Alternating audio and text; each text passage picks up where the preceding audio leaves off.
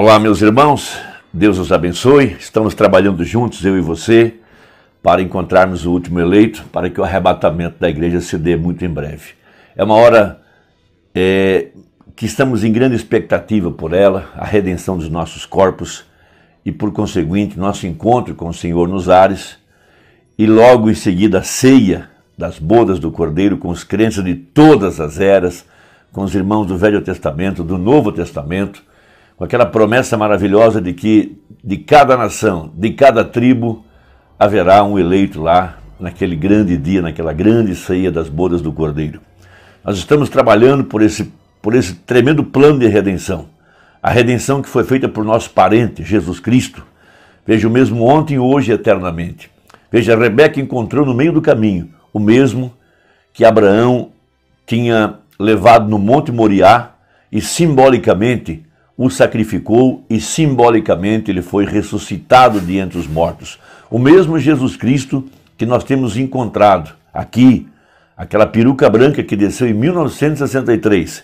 Veja, o mesmo ontem, hoje e eternamente. É o mesmo que foi levado ao Calvário, derramou seu sangue. Esse é o mesmo que apareceu em Apocalipse 5 e foi declarado sendo da raiz de Jessé, filho de Davi, aquele que derramou o seu sangue, imaculado. Veja, ele não nasceu pela via sexual, por uma relação familiar. Ele veio pelo poder da palavra. E ali estava ele agora preenchendo todos os requisitos da lei de Moisés, todos os requisitos dos profetas, por todo o Velho Testamento.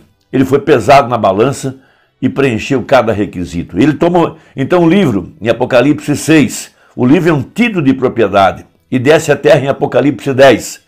Então, o que nós estamos reconhecendo é o nosso parente redentor. Essa mensagem não é qualquer mensagem. Não foi apenas o precursor, não foi apenas Elias. Veja, por trás dessa pele humana estava o grande plano da redenção. Estava marcando uma época, definindo um tempo, definindo escrituras. Escrituras estavam sendo cumpridas e manifestadas. Nenhum outro ministério alcançou essa graça, a não ser o ministério do anjo de Apocalipse 10:7. Ali estava nos dias da voz do sétimo anjo. Quando ele tocasse a sua trombeta, se cumpriria o segredo de Deus, como ele anunciou aos seus servos, os profetas. Por todo o Velho Testamento, esse mistério estava escondido nos símbolos, em mistérios, nos símbolos, e nas vidas das pessoas. E foi manifesto no tempo do fim, quando o mesmo Senhor, o mesmo Jeová do Velho Testamento, é o mesmo Jesus do Novo Testamento. E a mensagem do Umbrana não foi apenas uma mensagem de um pregador, não foi apenas um curador, um homem com dom de cura divina, mas estava trazendo, veja, o plano da redenção, o título de redenção que foi tomado por nosso parente redentor. Veja, e o mesmo Senhor Jesus desce em Apocalipse 10 com um título de propriedade. Por isso sabemos que esta é a hora dos mortos ressuscitarem, é a hora de nossa transformação, é a hora do arrebatamento.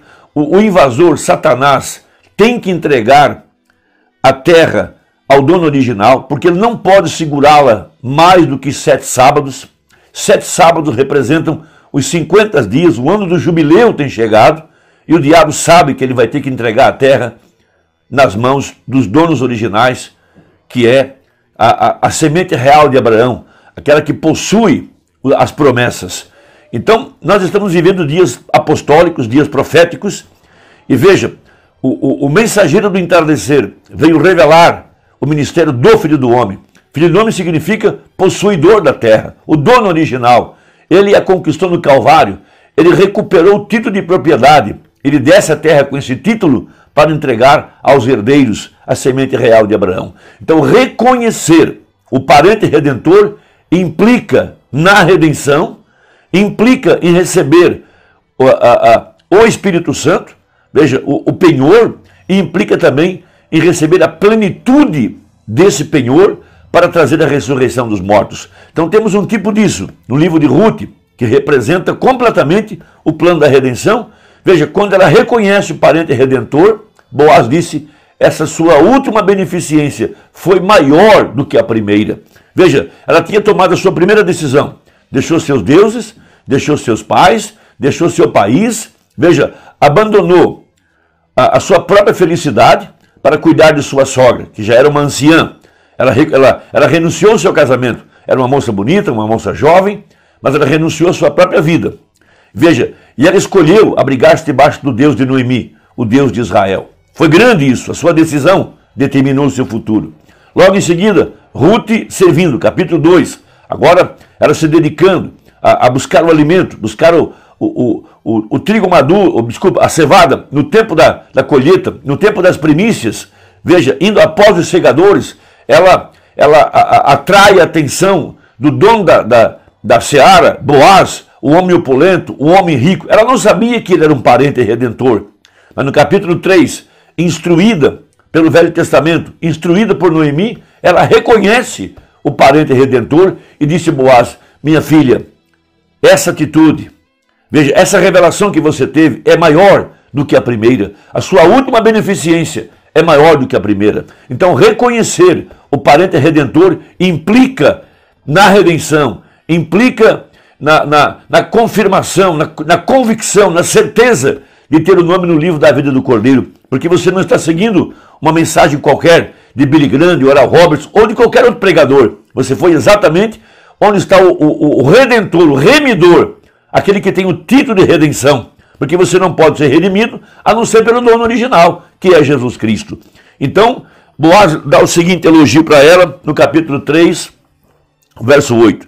E sucedeu que, pela meia-noite, o homem estremeceu e se voltou, e eis que uma mulher jazia a seus pés. Um tipo perfeito de Mateus 25, quando à meia-noite ouvimos uma voz, uma mensagem dizendo: eis aí vem o parente redentor, eis aí vem o esposo. Porque a história entre Cristo e a igreja é uma história de casamento, é uma história de um parente redentor, redimindo a igreja verdadeira. E disse ele: quem és tu? Ela disse: sou Ruth, tua serva. Estende, pois, tua aba sobre tua serva, porque tu és o remidor. A aba, no manto, representa o Espírito Santo, representa a garantia de que ele realmente iria redimi-la. Veja, quando você recebe o batismo com o Espírito Santo, veja, Deus está dizendo a você: eu tenho te redimido. Essa é a garantia, esse é o sinal. E disse ele: bendita sejas tu do Senhor, minha filha. Melhor fizesses essa tua última beneficência do que a primeira. Pois após nenhuns mancebos fostes, quer pobres, quer ricos. Agora, pois, minha filha, não temas, tudo quanto disseste te farei, pois toda a cidade do meu povo sabe que és mulher virtuosa. Veja, Boaz, à procura de caráter, não de beleza.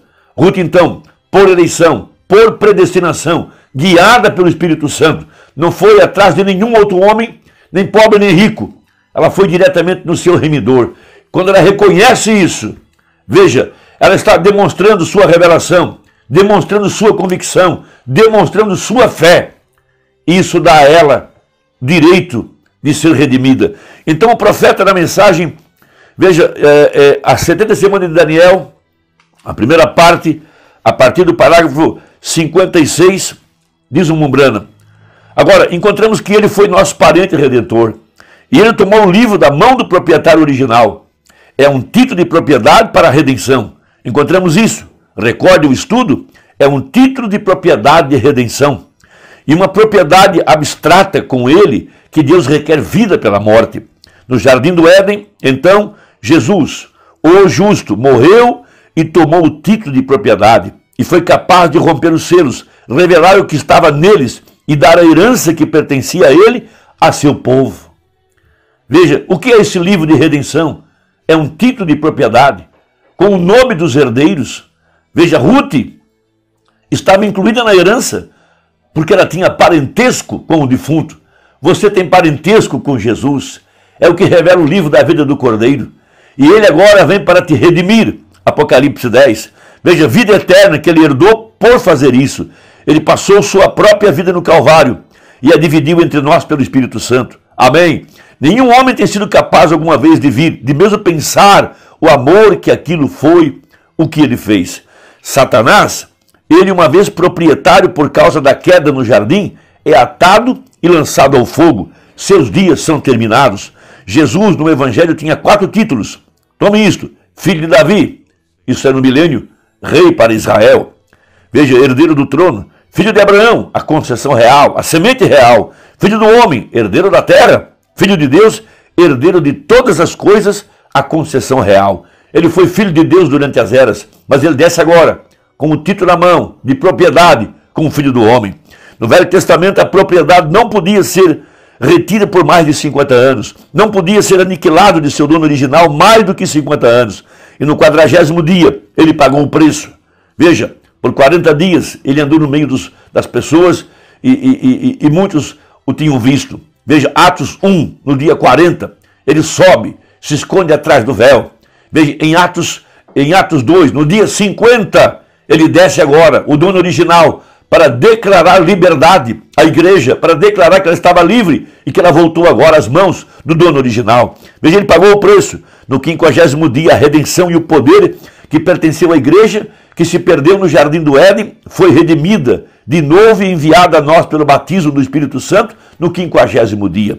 Então tomamos o rolo. Temos os rolos, como este rolo lhe foi entregue em sua mão, e como Jesus, em Jeremias 32, verso 6, seu primo Hananel lhe deixou alguma herança, e eles iam em cativeiro, ao qual vamos entrar com ele esta manhã, cativeiro, e foi guardado num vaso de barro. Mostra onde o poder de Deus e os rolos e os segredos de Deus são conhecidos no coração. Nosso plano de redenção, o mesmo sendo guardado em vaso de barro. O nome de Jesus e a revelação e assim por diante. Encontramos que este foi selado com 7 selos, e cada selo foi envolto ao redor. E enquanto a revelação surge, ele desatou um selo e o desenrolou, e leu o que esse selo dizia. Logo ele desenrolou outro, o rolo, e leu o que este outro selo dizia. Desenrolou o seguinte, e os tirou e viu o que este rolo dizia, o qual era a revelação. Isto é exatamente o que nossos 7 selos, ao que iremos dentro de pouco, confiamos, isso fará. Cada selo, quando é tomado do livro, será desenrolado, e isto mostrará exatamente o que tem tomado lugar. Encontramos que há 7, 5 no plano de redenção. 5 é o número, e há 5, 7. 7 selos, 7 espíritos, 7 anjos, 7 trombetas, 7 eras da igreja, 5 é graça e 7 é perfeição. Assim sendo, corre perfeitamente exato. Vem, como cada selo rompido na palavra de Deus revela ao homem da era em que era estamos vivendo. O espírito da era, a igreja da era. Apocalipse 10. Ao final encontramos que quando o último selo foi rompido, encontramos o anjo parado com o pé na terra e um no mar, com suas mãos levantadas ao céu, e um arco-íris sobre sua cabeça, jurando por aquele que vive para sempre e sempre. Aquele tempo tem terminado no último selo, e esperem até que chegamos a esses selos e vejamos onde está este selo. Veja, após você encontrar as 70 semanas de Daniel, então você verá onde estão os selos. O tempo tem terminado, a redenção é terminada, ele agora é o leão e o juiz. Irmão, Deus te abençoe. Trabalhemos juntos. Vamos atrás do último eleito para que o arrebatamento se dê muito em breve. Deus te abençoe e até a próxima, se Deus quiser, em nome de Jesus. Amém.